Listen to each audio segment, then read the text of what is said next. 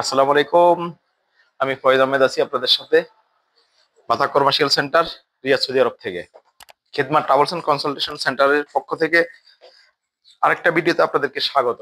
আজকে ভিডিওটা বানাচ্ছি আপনারা যারা সৌদি আরবে ইন্স্যুরেন্স নিয়ে ভাবছেন, আপনাদের ইকামা করার জন্য অথবা মেডিকেলে ডাক্তার দেখানোর জন্য সৌদি আরবের যে কোনো প্রান্ত থেকে আমরা আপনাদেরকে ইন্স্যুরেন্স সেবাটা দিয়ে থাকি। অত্যন্ত কম খরচে আপনারা আমাদের মাধ্যমে ইন্স্যুরেন্সটা করাই নিতে পারবেন।